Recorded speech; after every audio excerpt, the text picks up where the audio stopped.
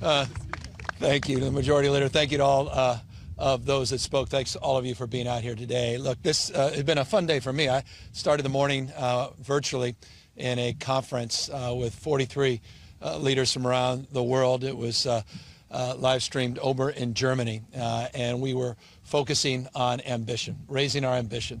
We are focusing on the great implementation, is how we refer to it here in the state of California, moving away from goal setting to the hard work of actually implementing our ideals.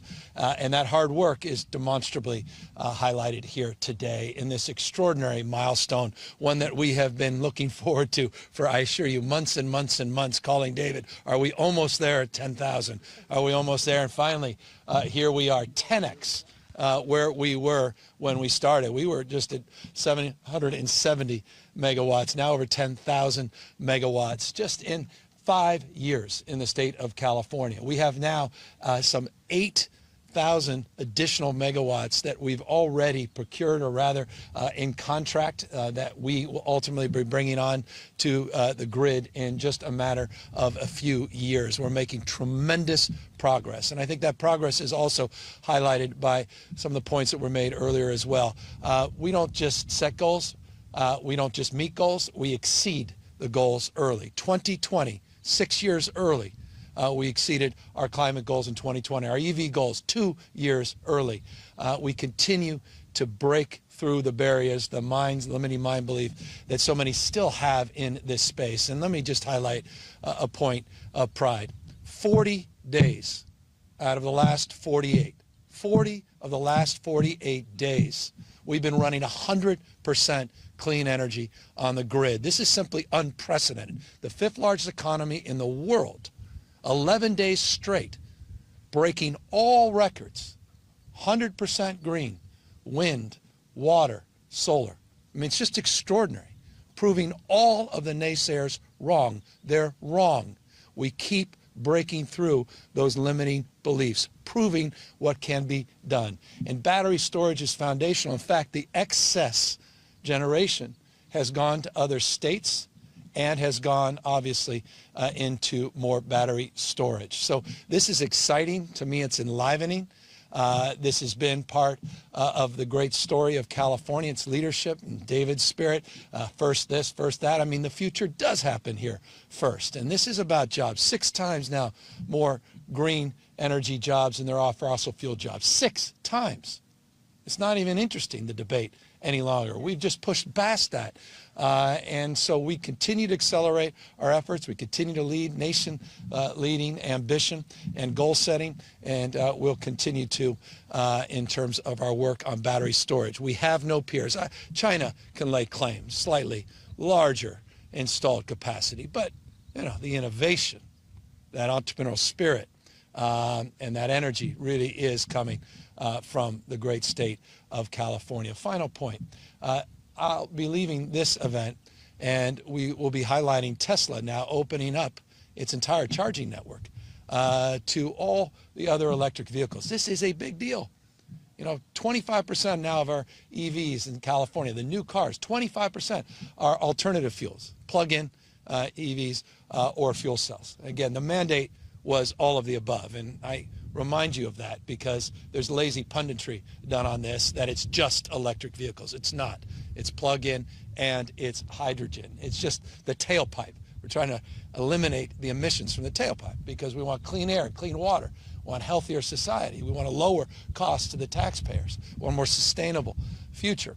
And we want to dominate that future. We now have 60 ZEV suppliers or manufacturers now in California, 60 manufacturers, headquartered in the state of California. One of our largest exports in the state of California is electric vehicles. So we want to dominate in this space. You want to be big, you got to be big in big things.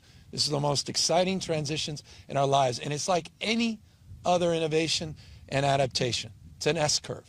You get all the early adopters, then you get all the doubters because of issues around cost and infrastructure, and then all of a sudden you hit that price parity. And EVs, we expect to do that by 2027. You look at the Model 3, Tesla's baseline, it's within just a few $1,000s of baseline cars. We're almost there. And you're going to see this radical departure from the past and an acceleration of the future. And again, California, we want to dominate that future. So it's in that spirit, a competitive spirit, that we're announcing this milestone today. It's in the spirit that defines the best of California, the innovation and entrepreneurial spirit, and it's in, I think, the spirit of the times, and that's meeting the moment head on. As the hots get hotter, the dries get drier, the wets get wetter, simultaneous droughts and rain bombs, we have to address these issues with a ferocity that is required of us. And we're doing just that in California, and we're doing that just that, Madam former Mayor, in Winters, California, here today. So thank you all again for being out here, and we're here to answer any questions. Hi, Governor. Thanks for taking questions. I'm Wes Van Tyscher with Politico. Does this mean that we don't have to worry about blackouts anymore, or where are we at on reliability? No, I mean, well, I think folks in Texas should pay attention to this. I mean, their blackout problems, they're rolling back, are real. They're pretty severe. All that oil and gas, and how unpredictable the maintenance is on those projects with the extreme weather they're facing. But this goes a long way to addressing that issue and addressing the issue of the evenings and the hours when the wind's not blowing. And we got more work to do. But look, this is our biggest power source in California, significantly bigger than the last remaining nuclear plant in the state of California, which is important base load. Technologies in battery are changing significantly, mostly 4-hour. We're getting those new technologies in 8 and longer storage capacity, so we want to continue to maintain that implementation. But we have a lot of work to do still in terms of moving this transition with the kind of stability that's required of us. So no, this is not today announcing that blackouts are part of our past, but we want to do everything we can to mitigate that. We've been able to do that the last couple of years. Don't have to remind me of August and September every year. It's a point of anxiety. Trust us. And obviously 2021, where we had the extreme, but storage saved us last year. It literally was the thing that kept us from those episodic blackouts last year, and so it will be a huge part of the solution going forward.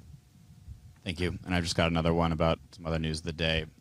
Last night, 93 students were arrested at USC in pro-Palestine protests. Do you believe that that was the right response? I don't know the details of the police enforcement on the campus. I'm aware of that.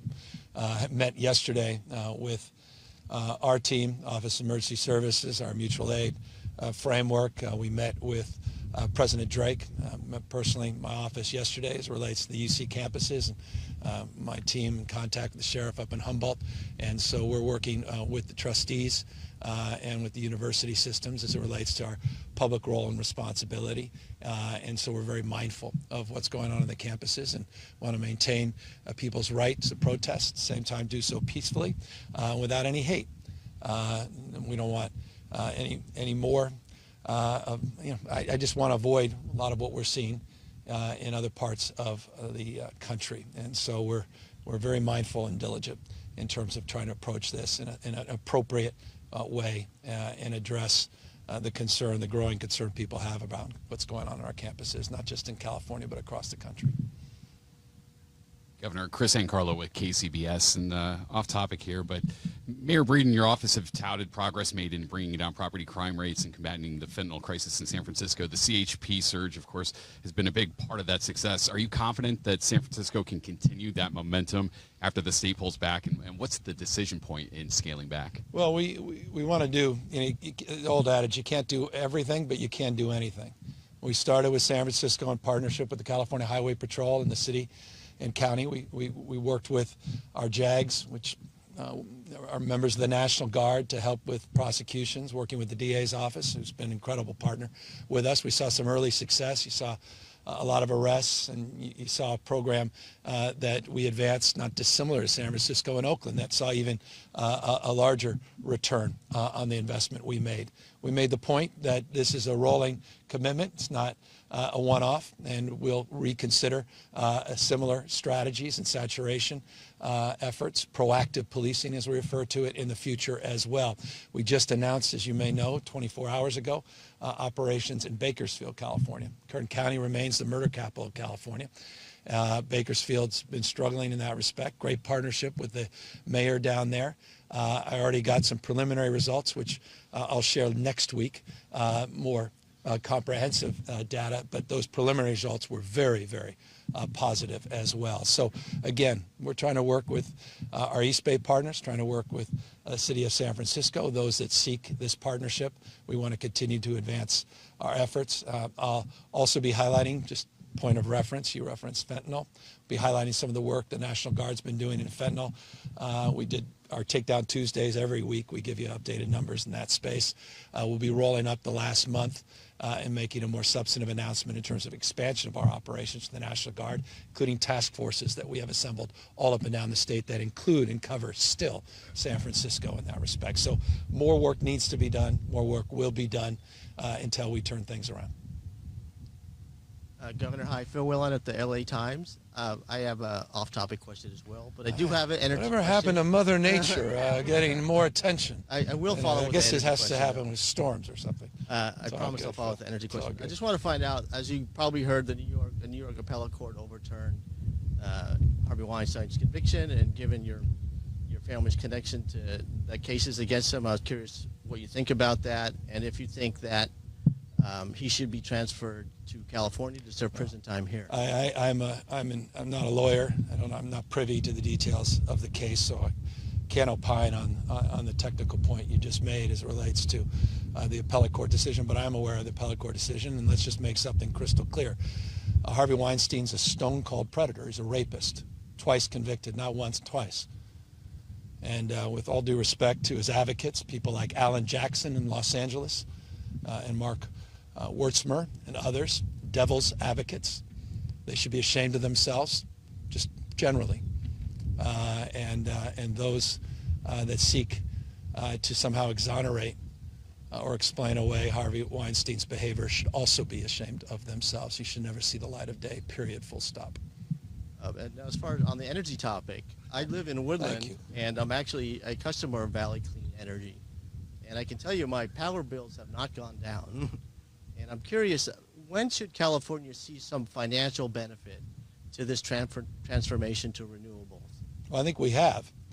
That wind, the water, and solar has kept prices down. This is the cheapest form of energy right out here, this technology. It's had a significant impact on what you don't see. Our nation-leading climate policies have also had a significant impact of rebating customers, including $146 just this month that will be going out on average to customers, millions and millions of customers, through our cap and trade program to offset their utility costs. Our nation-leading energy efficiency program allows me to lay claim to this fact. It's been PolitiFact. You can check it as well. So the fact that California has lower residential utility bills than states like Texas, states like Florida, and others that tout or mislead you with information that, with respect, is not or should not be in evidence because of the energy efficiency programs in this state. So this is a big part of the long-term strategies to reduce the costs. Natural gas remains stubborn in that mix as it relates to the current costs on people's bills and utility fees across the spectrum. We're also working, as you know, recently in the flat fee space, which we just advanced pursuant to a bill. Senator Dodd and others helped get to my desk last year. Other states have followed suit. We're also trying to reconcile, as I thought it was interesting the way David used, I want to get a transcript of that about, middle school, high school, et cetera. A lot of these industries we've been subsidizing, you've been paying for, and people that don't even benefit from it have been paying for years and years. We're trying to level set that a little bit, trying to sort of rebalance things, focus more now on solar and battery storage, sort of maintain some parameters in terms of skating where the puck is going as these industries mature, which also will have some impacts. I'll talk to you about regionalization another day. I said already too much on that because it will invariably force an inquiry, but you won't get a response. But you will soon on that topic, which also we think will play a big role in terms of the impacts and costs associated with electricity in this transition. the opportunity to talk to you. Steve Lars, CBS 13. My off-topic questions were asked and answered, so I'll go back on topic. Well done, man. You talked about meeting up with Tesla later today or for an event. Just curious to hear your impression of your relationships right now with the state's relationship with Elon Musk, with Tesla, and any conversations, how you would characterize them with growing in California versus other places. Well, I mean, I think Elon tweeted out how many new manufacturing jobs they've created just the last number of years in California. Since they announced they're moving the headquarters, they significantly increased the number of state employees. They actually moved their world headquarters for R&D back into the state of California as well, investing even more, not just in resources, but personnel. Look, the world he invented is now competing against him and in this industry. And it's the world we together invented. I mean, it was the regulatory posture and policies in the state of California that led to the price signals and the stability that allowed him to make these remarkable investments in one of the world's great innovators. So I was an early supporter, early adopter in this space. I've long been an advocate and an advocate for Tesla's success. I want to only see success because it's our collective success. And success has left clues, and the world's trying to catch up to them. But there are a lot more players in this space. What we need to do is continue to maintain that demand posture. And that requires now, after early adopters saw those spikes, we're still seeing incredible momentum. But we want to maintain that momentum, and that's why you have to look at price parity in terms of the cost of the cars, and you got to look at the infrastructure.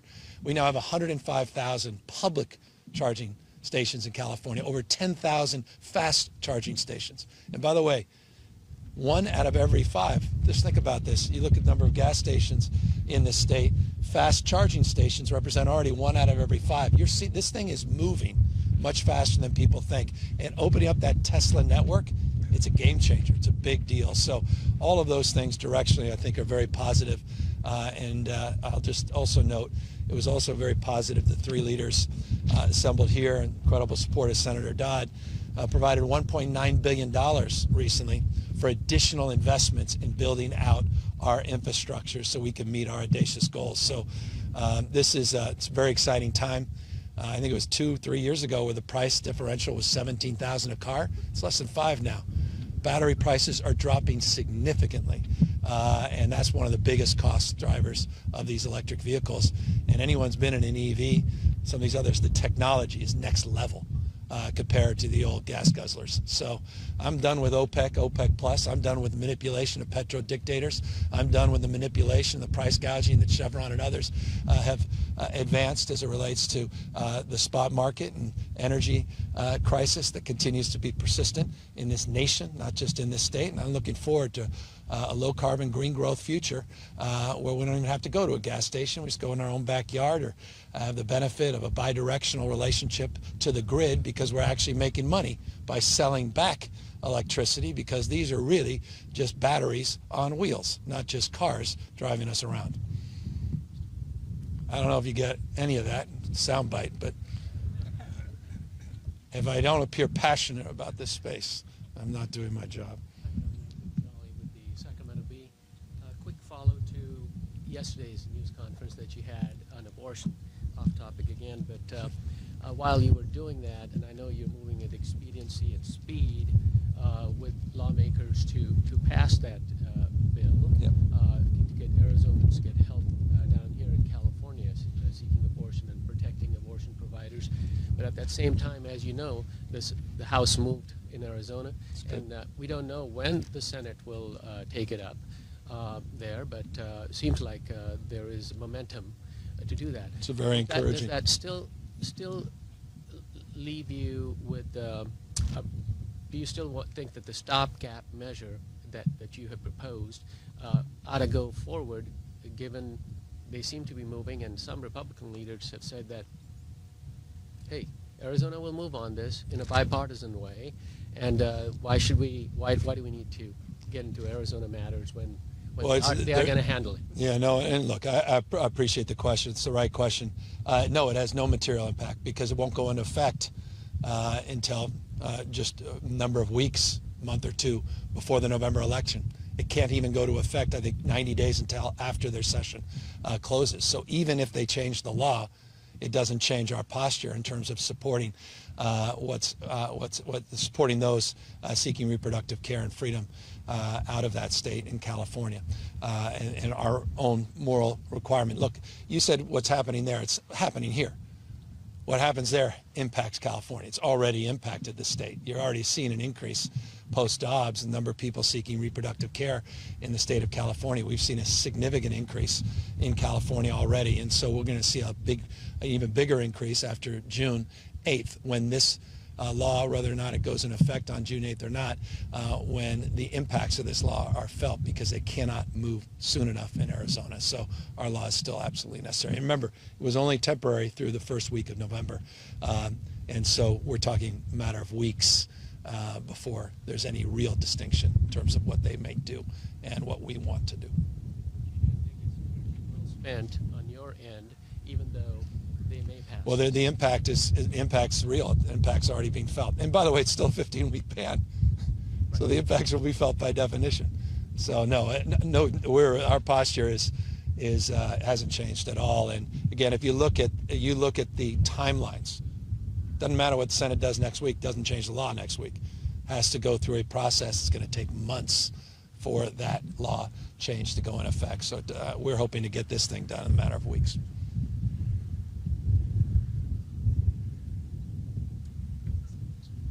You got a question? Not you. My staff is not allowed, so I'm glad it's you. No, I was just curious.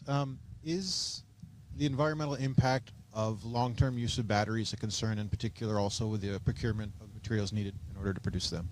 Yeah, no, I mean, this is like the guy who sends me memos on this every week would like to talk. So the goal, first of all, one of the most problematic parts of batteries have been cobalt. We're moving towards cobalt-free chemistry.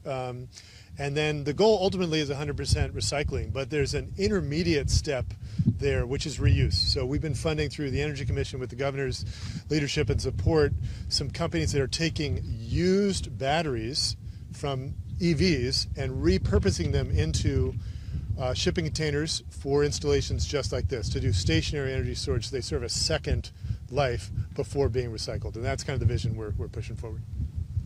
Good question. Very good question. That it? Well, thank you. Again, thanks for these remarkable leaders. Mark this moment. This is a big deal. I don't want to short sell this. This is a big deal. This 40 out of 48 days at scale of a fifth largest economy in the world, of 100% green energy. That's a big deal. By the way, on April 11th, just an interesting point of fact, April 11th, 100% of that was just from solar, only to be surpassed by April 21st for even more than 100%. So this is everything we were been promoting all these years, and it's actually taking shape. It's real, and so I couldn't be more proud of this state and these remarkable leaders that are assembled here that made it happen, and innovators and landowners that provide our capacity to make this real. So thank you all very, very much.